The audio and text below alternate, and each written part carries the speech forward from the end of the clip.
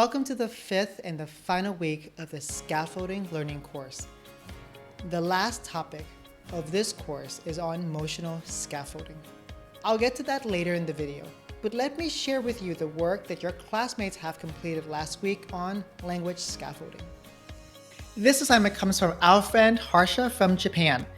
It was for week 3, but it was given to me right after I already finalized the video for week 4 when I was in Canada, so I wanted to share it with you.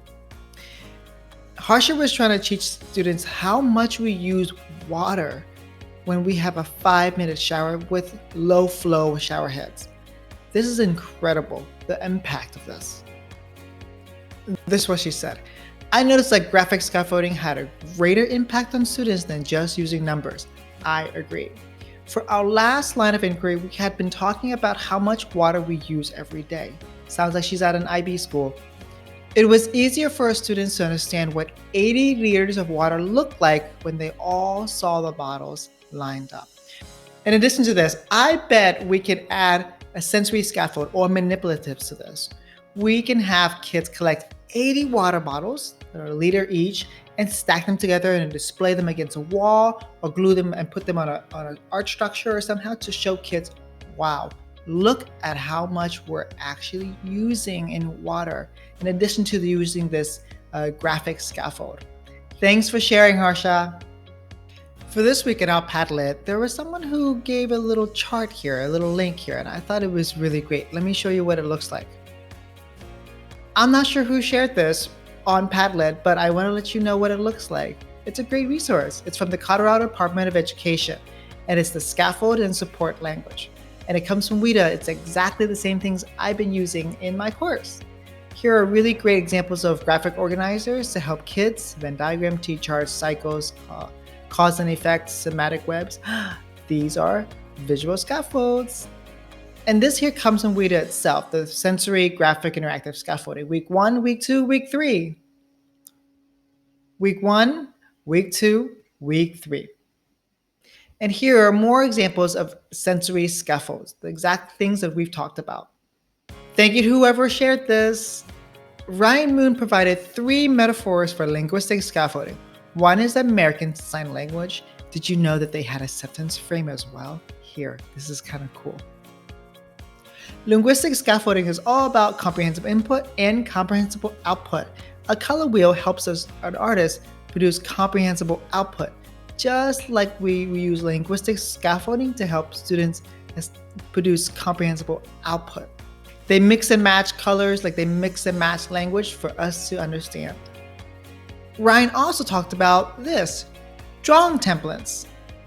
She said linguistic scaffolds are like drawing templates for students that lack the confidence and the muscle memory to guide their own pencil to create, shape, and or design based on the topic subject of the painting.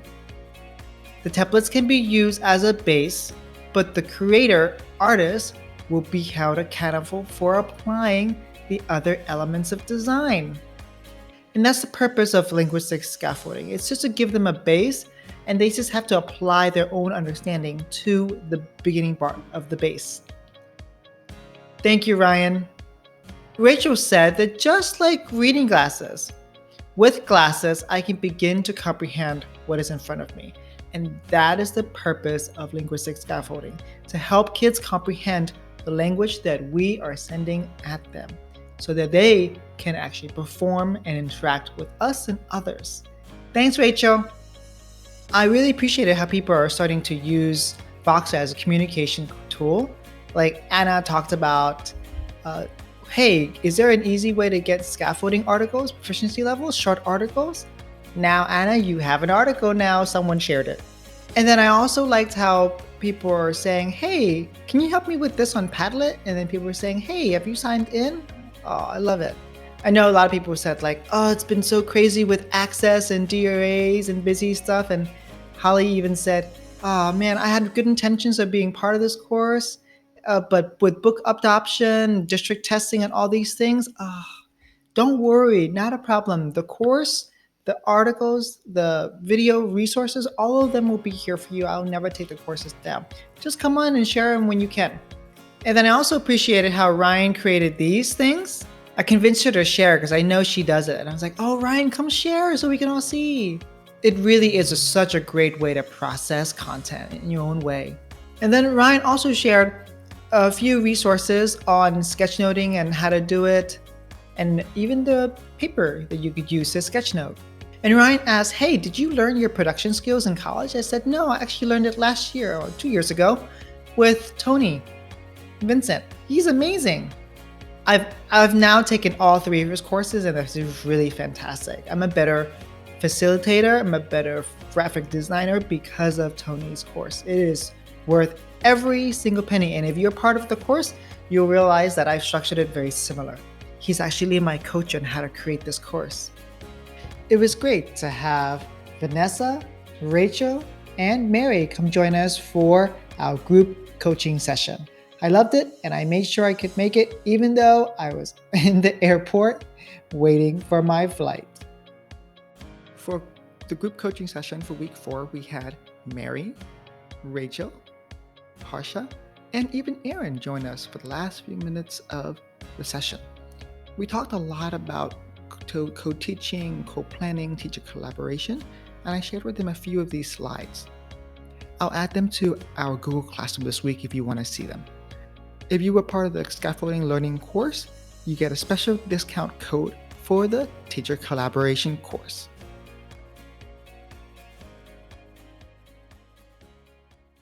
How students feel at school is as important as what they learn at school. That's why this final week of the course ends with strategies that will help you create a welcoming, safe learning environment for ELs. Because if they're stressed, scared, or not feeling valued, you can bet that they are not going to be achieving at their highest potential. I think it is as important, if not the most important scaffold for our most vulnerable students. Like always, I've created an animated video to describe emotional scaffolding. Let's watch it. Emotional scaffolding is using strategies that reduce students' school-related stress so that they can focus on learning. Please don't think that having low academic or behavioral expectations equals emotional scaffolding. If we have the highest expectations, then we also need to create the safest environment for ELs to take risk. This is because, like Hammond said, when the amygdala sounds its alarm with cortisol, all other cognitive functions such as learning, problem solving, or creative thinking stop.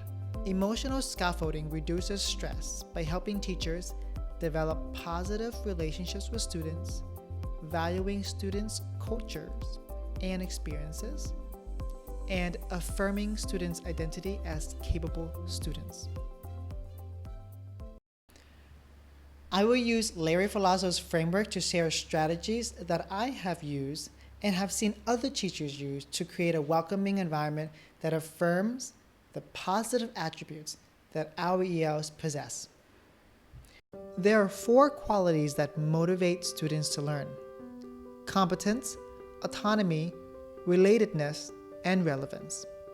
Competence refers to strategies that affirm that ELs are capable of learning the same grade level content as other students. Autonomy refers to strategies that incorporate student choice. We can empower students to identify a topic that they want to learn, select how they want to learn it, or decide on the final product. Relatedness refers to strategies that gain their respect. This means adopting positive management strategies, practicing intentional grouping, and teaching students how to interact collaboratively. And finally, relevance refers to strategies that connect learning to an EL's experience or interest. We can either connect the learning to something outside of school or allow students to connect their interests to the content. I'm going to give you 2 examples of praise, and I would like you to notice the differences between them. 1, Annie, you're so smart. 2, Annie, the way you use mind mapping really helped you understand the video. What did you notice? The first praise recognizes Annie, while the second recognizes her use of the strategy. According to Carol Dweck, praise that recognizes how students solve a problem or use a strategy promotes more student agency. When ELs hear praise like that, they're more likely to think about using strategies instead of claiming that they're not smart. Here are several ways you can praise students in a way that focuses on their use of strategies. I've included these printable note cards for you to praise students in a way that promotes confidence. I also strongly recommend going to this podcast by Jennifer Gonzalez from the Code of Pedagogy. It's called Let's Give Out Teaching Language a Makeover. It's a really wonderful podcast on how to use language very intentionally with students. For example, let's look at these two examples. In room 1, the teacher approaches the off-task group and says to them, "Get back to work or you'll be staying in for recess." In room 2, the teacher approaches the off-task group and says, "This is not like you. What's the problem?" And then, after students explain the problem, follows up with, "Okay, how do we solve that?" I won't go into the rest of it, but it's just a really great podcast and article about thinking about our language intentionally. So I recommend you downloading it and listening it wherever you listen to podcasts. I would like to show you a video of 2 ELs in my class. They like to say that my class is easy. So I asked them to explain what makes my class so easy. Let's hear their responses. What can other teachers do to help you understand the content? Nothing. I think we just learn by yourself. The other day you said this class is easier. Yeah. Because It's easy to understand. There is like more easy work, like some class using hard work, like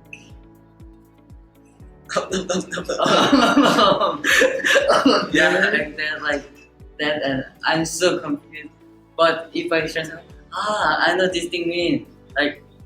so you're that saying you can use like more easy words, but some teachers using more hard so you're words. saying I use words that you can understand. Yeah, more easy words. Yeah, if we don't understand, you will translate. Yeah, you can translate. That'll help. Notice how they said it was easy to understand my instructions compared to other classes. I shared this video with you not to brag about my teaching, but to show you that ELs feel a sense of ease when we establish comprehensible input. Maybe when they say easy, really is what they meant is comprehensible. When I collaborate with content teachers, I encourage them to use strategies that make their instructions more comprehensible. My 4 top recommendations when presenting content are: 1. When reading a text to teach content, think of it as a team sport. Allow students to work together to construct meaning from the text. As they read, they can Google Translate unfamiliar words and annotate the text to process the ideas. If you're watching a YouTube video, turn on the auto translate function so the students can access the same content with the same resource.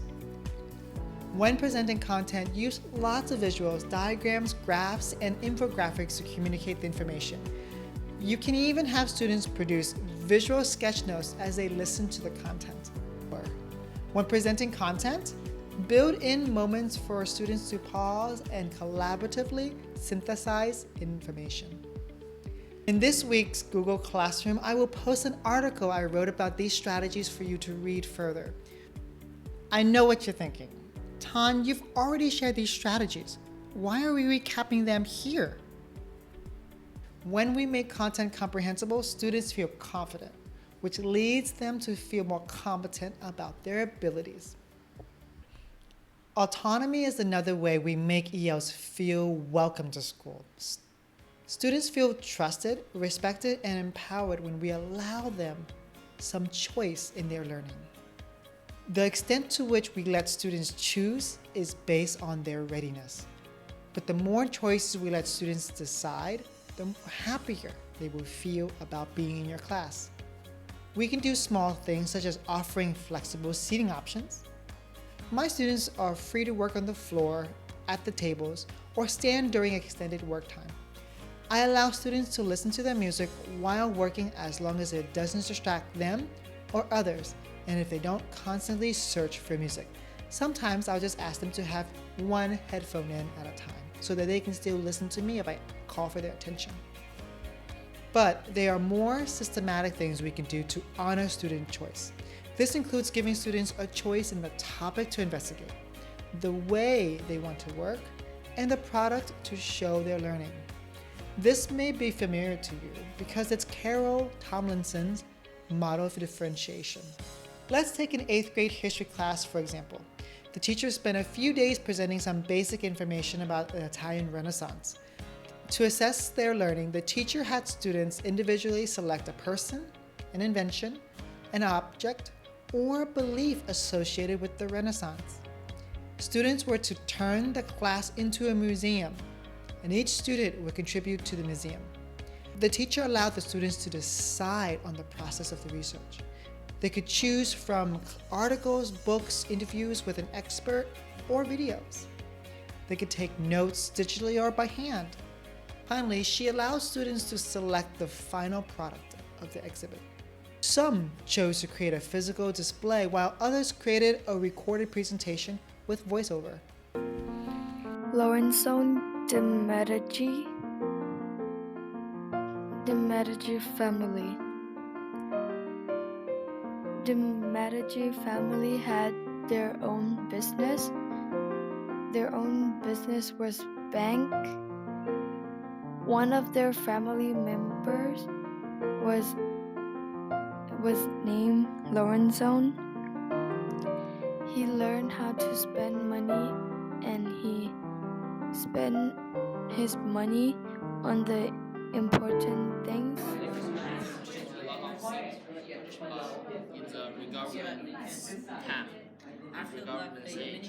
When we allow autonomy of learning, we communicate that we trust in students' abilities and we believe in them.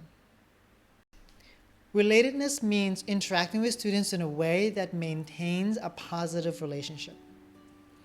In each of our schools, we have teachers who are beloved by their students, by all of their students. In my former school, one of those teachers is the Lao language teacher, Mr. Bunler. We have some strong, dominant, rebellious boys. However, when they step foot into Mr. Bunler's room, they transform into polite and respectful young adults. I asked Mr. Bunler what his approach is when all other approaches seem to not reach these entitled boys. He said that force produces resistance and distance, but polite conversations are rewarded with respect and trust. I asked students that have been with him the longest about his practice, and they've confirmed that they respect him because he treats them like young adults who are worthy of respect. They say that he doesn't take advantage of his authority as a teacher to make them behave. What conversations do you need to have with ELs? I'd like to share with you a few videos. One type of conversation you should have with them is how the skills they are learning will help them in the future. Let's watch this video. You just learned this from watching a video. Yeah. When you watch videos in the future, what are some strategies you can use to help you? I'll take notes, draw a circle in the middle, and write what are we talking about. So, and then when we think it's an important part to note down, so we're gonna stop the video and drag it and note down and draw a circle. What else did we write on here to help you? Pictures and yeah. When we were watching the video, Yeah. how often did I stop the video? Very often. Why did we do that? Because to let us take notes and to learn about actually remember, or if you don't remember, you can flip out the book to remember why doesn't the move follow? So in the future, when you have a video in 6th grade or in high school, middle school, Yeah. when a teacher gives you a video, what should you do to understand it? Look at the video. We will watch it, and if you see a very important part or kind of important, you have to if it's in our assignment or something, you will press stop the video and take the note. And when you stop the video and you don't understand, what should we do? Huh? If we stop the video and you still don't understand, what should we do? You go back. Like we're gonna when we stop in this place, and then we have to go back some seconds to remember what are we saying, or we could open caps lock so we could remember, so we could know the word. You mean closed captions so you can see the words in the bottom? Okay. Another conversation you want to have with them is how their behavior is affecting their learning experience and the learning experience of others. Why didn't you break? Because I want to practice my job skills. Oh, In there. it's fine. Yeah. Now, what do you notice now that you didn't eat break? Hungry.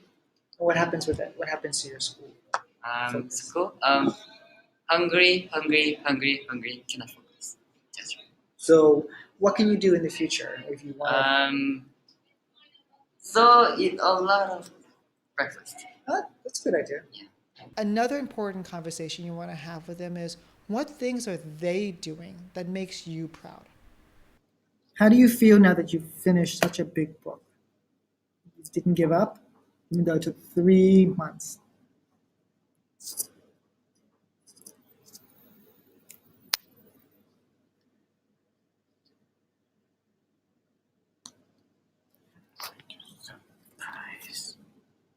You're just surprised.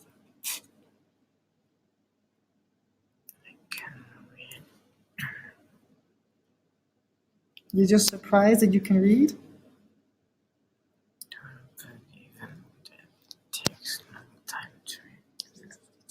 You're surprised that you could read the whole book, even though it took you a long time to read. I'm not only surprised, but I'm very proud.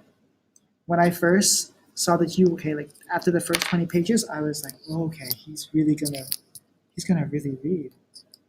I'm like, all right, as long as you want to read it, you can. And you did. 3 months. So that means to me that you can read. Yeah, it took 3 months. That you can read, that you didn't give up. Even though it's a really difficult book, and even though English is not your first language. Because normally you read Korean books that are like this. This is really tough. So I'm very proud of you. Do you feel proud of yourself?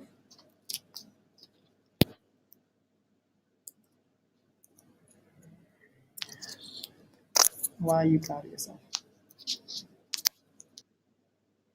Doing this. Never was first or second times that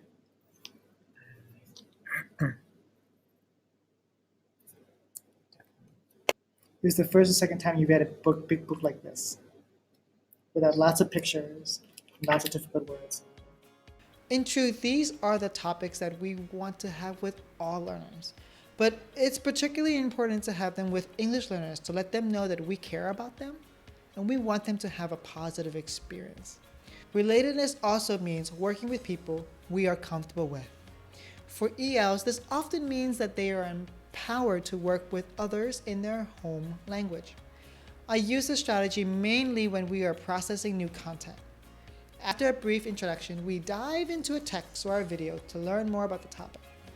That's when I have students move into their same language groupings to collaboratively construct meaning of the topic. เดี๋ยวถ้าเขาเบิ่งเขาจะมาเขียนแบบแล้วก็นำมาหาเบิ่งว่าตัวใดคือกันแล้วก็ที่อันนี้ละหรือไฮไลท์เอามาเป็นสิ่งอื่นกันอื่นตั้ง Not you. No, we're doing the same thing. I know, but I said I'm not gonna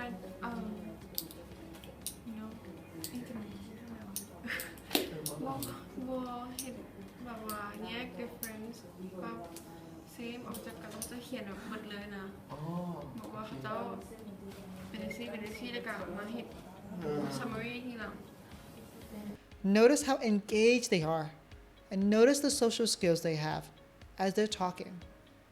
I like to pose a question to you. When initially learning about a topic, why does it have to be in a specific language? It usually doesn't. Allowing students to use their home language also connects to competence. They are the most competent in their home language, so we invite them to use it as a tool for learning content. In doing so, they feel like a more confident and competent learner. Intentional groupings. Here is an academic language continuum. The students at this end are the students who have significant mastery of academic language. At the other end of the continuum are students who are just using social language exclusively. This continuum reflects the degree of mastery of using academic language. In this continuum, ELs can be anywhere along the continuum, and non-ELs can also be anywhere along the continuum. I sometimes see teachers place the 10 student with the 1 student. They do this because the 10 can tutor the 1. However, the language gap is so significant that for the 10, she might resent the grouping because she is feeling unchallenged. For the 1, he might feel inferior because his skill set is so drastically different than the partner. So how do we group students then? I recommend that we group students based on their academic language proficiency. For my class, this means grouping 10 and 9 together, 8, 7, 6 together, 5, 4, 3 together, and you guessed it, 2 and 1 form their own group. They will be communicating at the highest level of their ability and receiving communication that is close to their own. This grouping also allows ELs to be mixed with students who are not ELs, and vice versa. Relevance means doing work that will help students achieve their goals or that will interest them. The curriculum often limits students' ability to explore their personal interests, but there are still ways to make learning relevant, even if it's not connected to a personal interest. I would like to share 3 strategies that might make curriculum more relevant to kids. 1, audience. 2, connected to students' experiences. And 3, connecting to a concept. One way to make learning relevant is providing an authentic audience for students. Often the audience for students is their teachers. Each year at my school, we have a fundraising event called the Fun Fair. Children in our community purchase tickets to play games at the Fun Fair. The carnival games are created by the 8th graders in school. After the 8th graders conducted some research into the carnival games, they constructed prototypes out of cardboard and invited the 4th graders to test out the games. The visit would help the 8th graders decide what modifications to make. As the weeks progressed towards the end of the fun fair, students worked feverishly and with a focus on completing their carnival games. Because they had a specific audience for their work, they never needed to be reminded of, hey, focus. The second strategy is connecting to students' personal experiences. We can connect the curriculum to students' experiences, which will engage them more because they already have a context or some conceptual understanding. For example, let's say that students are learning about nutrition. A way to connect students is to design a project that has them investigate the nutritional value of foods from their culture. In physical education, for example, the 8th graders explored the concept of dance. The way one teacher connected to students' experiences was having students explore the elements of dance in their own culture. They identified the specific moves that were highly distinguishable in their culture. Then they worked with a classmate from another culture to create their own dance to share as a final project.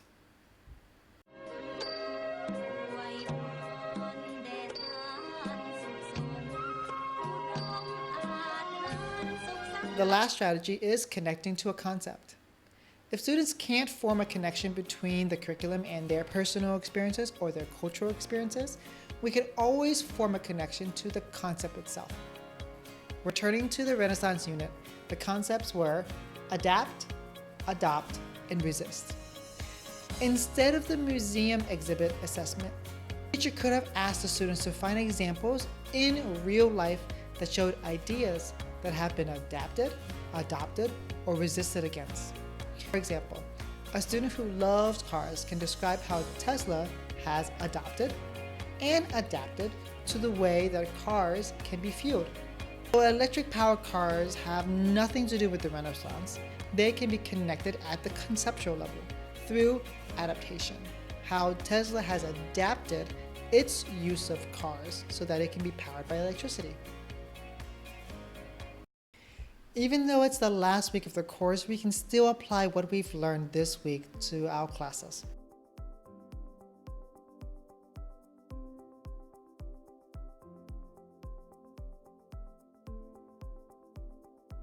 It's time for our last and final metaphor of the course. What is your metaphor for emotional scaffolding? For me, it's a pavilion. We are like the pavilion. We don't want students to always stay under us all the time. We want them to take risks and engage and explore. But when they're in need of a shelter, we are there to provide it for them. Please go to Padlet and add your metaphor for what you think emotional scaffolding is. As always, I'm so excited to see your reflections and your metaphors. I encourage you to apply one of these strategies to your class and reflect on it using our Google Slide document. Remember to turn on the comment function on Google Slides so that your fellow classmates can comment on your work. We can learn a lot from our fellow classmates and be inspired by their work. Please look at 3 of your classmates' work and leave a positive comment. Next week, I'll create a video, but it won't be to share new ideas about scaffolding. The video will share your assignments, highlighting our coaching session, metaphors, and on Padlet. Remember, we still have 1 more coaching session to go. Post your questions on our Google Classroom page or DM me directly on Twitter. I will never delete this Google Classroom, so the resources, videos, and assignments will remain there for you as a reference. Though I'm not authorized to provide continuing education credits, I can, however, produce a certificate of participation, which can be taken to your principal or district office for credit approval for those who have completed optional assignments. It will include the hours of videos watched and the number of assignments completed. Please send me an email or a direct message on Twitter to notify me of your wish to have a certificate of participation. I would like to get your feedback on your experience with this course. Can you please take a few minutes to complete the anonymous survey? Future participants might be really interested in hearing about your experience. If you're willing, can you please record a Flipgrid video to share your experience with the course? I would like to use your testimony to share with teachers who are looking into the course. It would be a huge favor for me. Thank you. You know my love affair with analogies, so I like to end the course with this one. This course is not meant to be a map. I cannot define the destination for you or your students. Each of us has our own destination. We want to take our students. However, I hope that this course was like a compass for you. I hope that I have given you the skills to take your students beyond their expectations and their self-imposed limitations. Thank you for allowing me this opportunity to be part of your journey. If you ever need me, I'm just a tweet away. Have a great week and see you in our coaching session.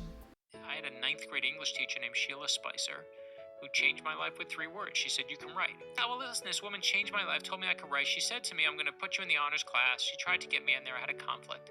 She said, "Here's what I'm going to do." She said, you're going to sit in the corner for the entire year. Ignore everything I do on the blackboard. You're going to do the honors work instead. And what she was really saying was, you're going to thank me later. And 10 years later, when my first book came out, I went back to her classroom. I knocked on the door. I said, "My name is Brad Meltzer. I wrote this book and it's for you." And she starts crying. I'm like, "Why are you crying?" She said, "I was going to retire this year because I didn't think I was having an impact anymore." And I'm like, "Are you kidding? You have 30 students. We have 1 teacher. And sometimes you don't even realize your impact on other people. This woman changed my life, had no idea of her impact on my life. You have someone, I'm sure, who took first chance. You gave you your first chance. Everyone listening now has someone who took a chance in them, told them they were good at something for the first time. Everyone has somebody in their life like that. And when you're done listening here, go thank them. You won't believe what comes from it. Just go say thank you. So I like to end the course in an unscripted way. So this is a picture of my family in the Philippines. This is maybe about this is me, and this is my sister. and this is my brother, and this is my mother. And we're in the refugee camp in the Philippines because we escaped from Vietnam. And I'm maybe like 4, almost 5 in this photo, and this was taken by the Lutheran community. They flew over to the Philippines to share with the Lutheran community what it's like in the refugee camp in Vietnam. And so my mom is right now selling Vietnamese noodle, we call that pho, to make ends meet. So I am standing in front of you right now, not as a teacher, not as an online course coordinator, facilitator, but I stand in front of you as an immigrant child. And my mom gave her life. Well, she didn't give her life, I'm sorry. She sacrificed everything to put us on a boat. And 9 out of 10 boats that left Vietnam didn't make it. They either capsized or were pulled back. And when people were dragged back to the mainland, they were tortured. So we were the lucky 1 out of 10 boats that survived. And I stand here on behalf of my mom, and I stand here on behalf of all the immigrant children in the world, who many of you will be teaching, to say thank you for giving us the one thing that my mom risked everything for: opportunities. Thank you for giving our kids opportunities to shine and to learn. Thank you.